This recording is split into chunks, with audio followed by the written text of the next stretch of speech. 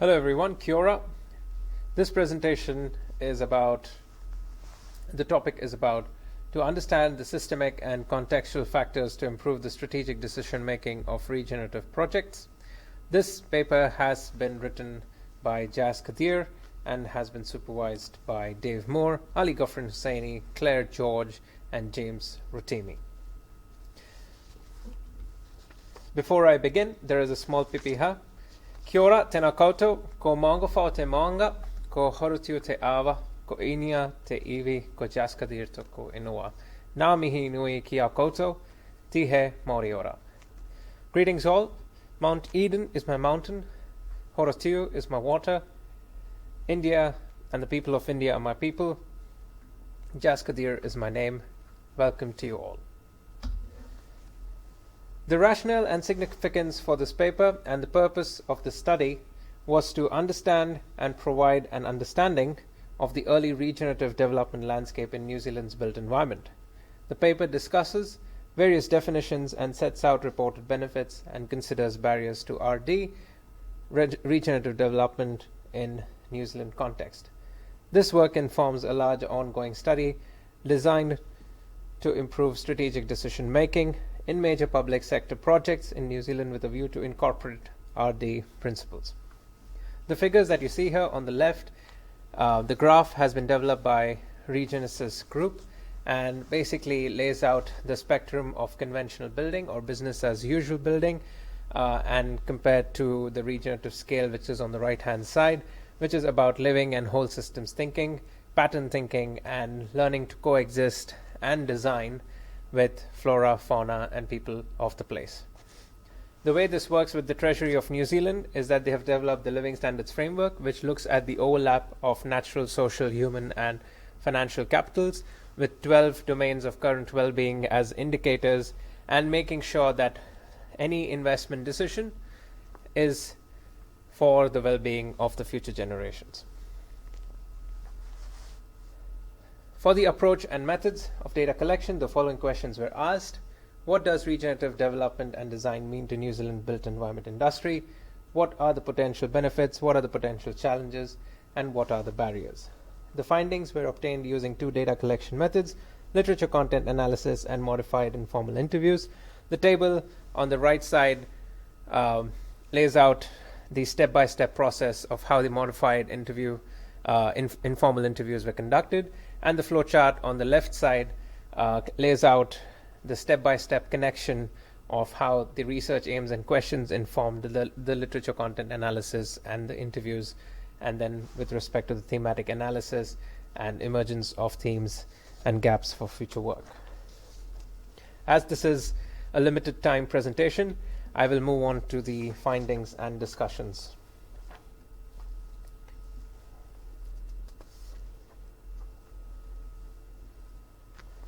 So in total, 6 findings and emerging themes came through the analysis of the data. The first one is place-based value-centered development. The findings highlighted the various negative short and medium-term consequences of built environment decisions solely focused on short-term economic gains. These consequences reportedly include disharmony among stakeholders, loss of trust, and or unrealistic expectations regarding time, cost, and scope. Such expectations may force the project team to take unnecessary or miscalculated risks. The evidence also points towards certain long-term consequences. These are mostly experienced by the occupants and others interacting with the completed project. Practical issues occur in tandem with an increased sense of disconnection with the culture of the place and its value in future generations. This is as mentioned by a community leader participant. Long-term impacts on the natural capital can include further degradation of the ecology of the project area and receiving environments, leading to reduced resources and capitals with which the future generations can support themselves. Participants spoke to the links between environmental degradation and impacts on social and human capital, where population has sufficiently deep connection with the place. Fundamentally, the findings underline strong key differences in Te Ao Māori and Western worldviews. These worldviews are notably different, and integration is complicated by historical events. It is therefore critical that meaningful consultation be successfully undertaken during the early strategic decision making of the projects.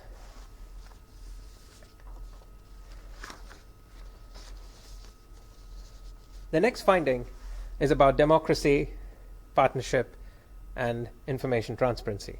The analysis of the findings points towards the importance of purposeful and increased democracy in the form of inclusion and participation of stakeholders in early strategic decision making.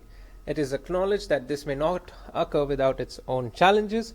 However, multiple aspirations, attitudes, and behaviors will need to be managed and harmonized through value-based communication.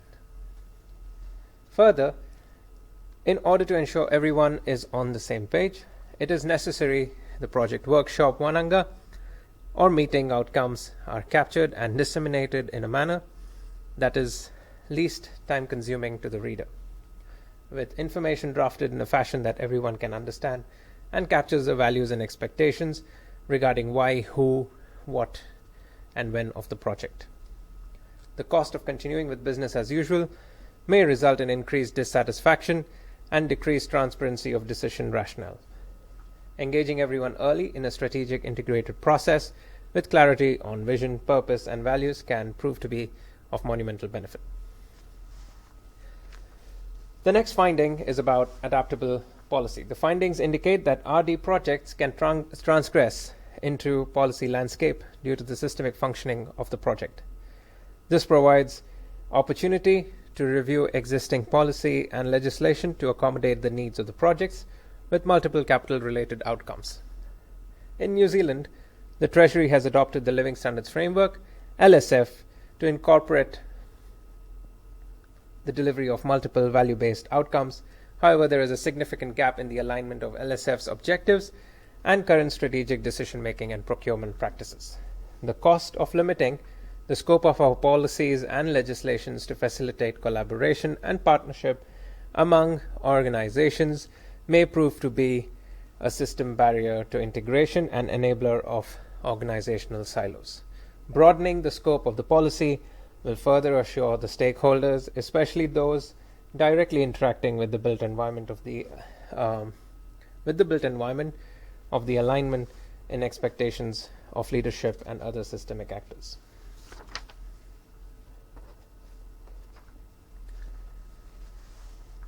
The next finding is about strategic decision making and project governance. The cost of doing a project decision making and governance structure later or the cost of doing it wrongly, may be unnecessarily expensive than doing it well as early as possible in the project, preferably in the pre-feasibility stage.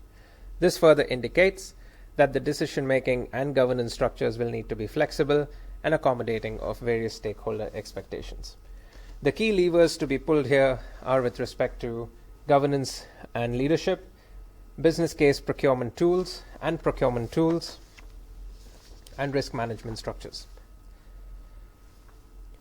The next finding is about value-based key performance indicators. Another key theme to arise from the analysis of the findings is the need to capture place-based value-centered performance indicators related to the outcomes early in the project's decision-making, preferably in the pre-feasibility stage.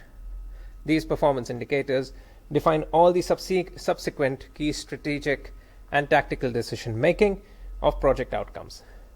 The cost of not allowing for place-based value-centered KPIs could result in a singular focused decision-making, mainly to facilitate financial gains and thereby losing the opportunity presented by incorporating the social, cultural, human, and natural capitals. The last finding is about the rate of change, which brings us to the question, how fast is fast enough? This question has become increasingly relevant and necessary in the current socio-geopolitical landscape, especially with regards to climate change. Although there is uncertainty on the rate of change, it has been well acknowledged in all the informal interviews that people will have to be taken on this journey together, and we have to make regular small changes in behaviors, attitudes, and actions that compound to substantial changes in the long term. The role of effective strategic partnership, education, and conscious critical questioning is key in accelerating this change. To conclude, this paper emphasizes on the needs for